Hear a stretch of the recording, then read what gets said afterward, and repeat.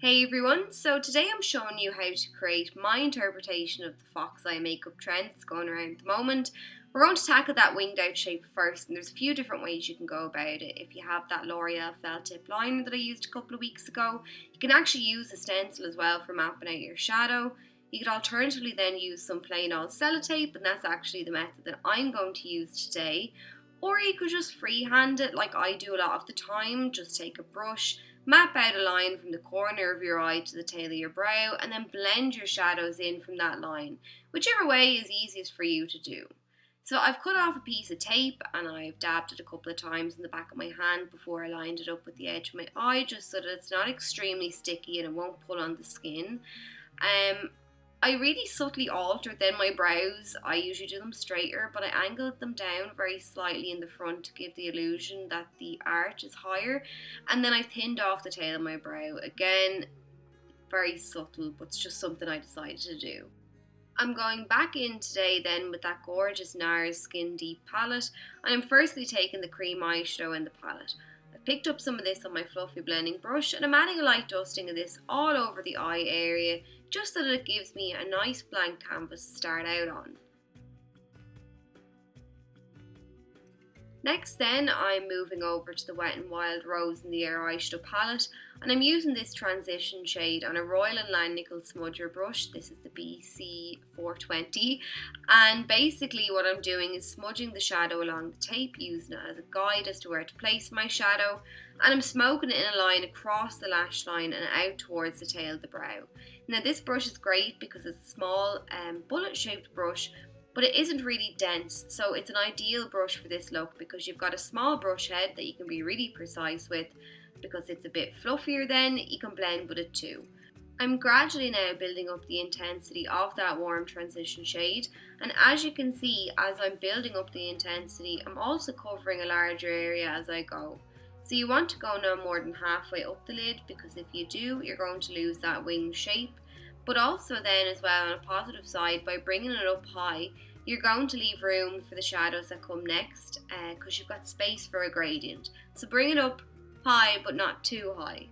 So now as you can see, I'm adding that deeper warm brown from the NARS palette, and I'm smoking this along the lash line, just again running over the edge of the tape, smoking the brush back and forward across the lash line, making sure not to blend it up as high as the previous shadow because you want it to be seen in the finished look. And like before, I'm adding a couple of layers of this shadow, gradually building up the intensity. And I do think this look is achievable. You've got your tape there as a guide. It's a smoky look. You don't have to worry about precise lines for the most part, like you would with a winged liner. So next then, I'm taking this dark black brown and I'm smoking this along the lash line. And with each shade then, keeping it closer to the lash line than the one before. It's literally just rinse and repeat then, so take up a little amount of product, work it into the eye area, and then I blend it out, add a little bit more, and I just keep applying and blending until I'm happy with the intensity in the blend. The final shadow I'm taking then is this black single shadow from Pennies. It's part of the customised range, and those shadows are €1 a pop and the quality is great. So this time I've switched to a small pencil brush because I want that black in a really specific area. So by using a smaller brush, I have more control. It'll just stop me from over applying, and I'm tapping it into the lash line then, working my way across the lash line and out towards the tail of the brow. So next then, I'm taking the No Cosmetics Precision Eyeliner. The tip is long and thin, so I'm using that to my advantage. I'm laying the brush on its side, pressing down and then just sweeping across the lash line, and it just makes lining that area very easy to do. The pen basically does all the work for you. So obviously this look is all about smokiness, but I still wanted some element of definition at that lash line. So the way I'm getting around that now is pressing some of the black brown shadow over the top of the liner that I drew down. And I'm using my angled brush to make my way across the lash line, and I'm going to raise my brush a little higher to fade out the shadow. Again, as always, building up the intensity of the shadow little by little.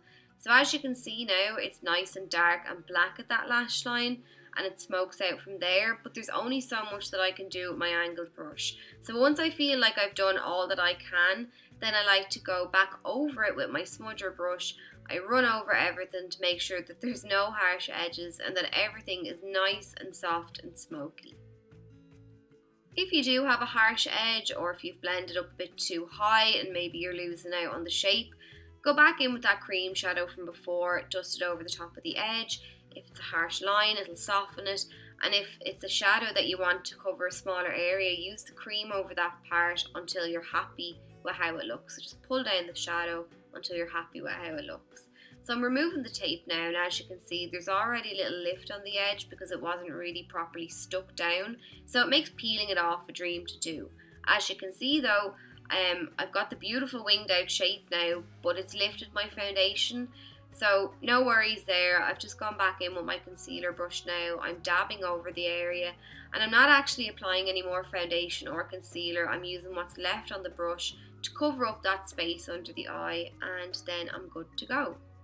So now then that we have that nice elongated shape on the outer corner of the eye, I want to do the same now on the inner corner. So I'm using a liquid liner. That's just personal preference. I find it easy to work with, but you can use whatever you find handiest. I'm extending the line now around the tear duct in a little triangular shape, and this is really what's going to give that foxy feel to the eyes. My eyes are quite big and round, so I'm exaggerating the look today to suit my eyes, but you can really pare back this look and still get the same foxy effect. So now I'm taking this brown liner from NARS. I was really impressed with the liner that I used last week, so I decided to bust out another one for this week. The liner has a metallic shimmer to it, which I really like, and I'm just adding that inside the eye. Alternatively, you could carry on the black inside the eye, or you could add a white or a nude pencil, which will really open up the eyes. It's completely up to you. So now then I'm working on that lower lash line. So I've just cleaned off my pencil brush from before, and I'm adding the shadows now in the same order down below, starting with the Wet n Wild transition shade. Once I've smoked that down along there, then I'm switching to the warm brown shade from the NARS palette, and I'm using that then just to deepen up the look a little further, running back and forward. Then I've picked up some of the black brown shadow from the NARS palette again. I'm starting right at that lash line and I'm smoking it down slightly, making sure not to cover up the previous shades.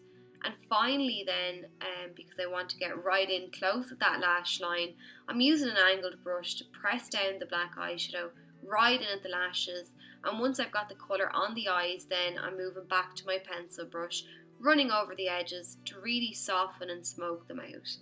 Then I've applied a pair of Sosu lashes in the style Milan, and I've also cut a second pair of lashes in half, and I applied them on the outer corner of the eye as well, just so there's a focus on that area. But then that's it. So I hope you enjoyed the tutorial, maybe picked up a few tips and tricks. If you do want a more subtle version of the look, let me know. I hope you're all keeping well, and I'll chat to you all soon.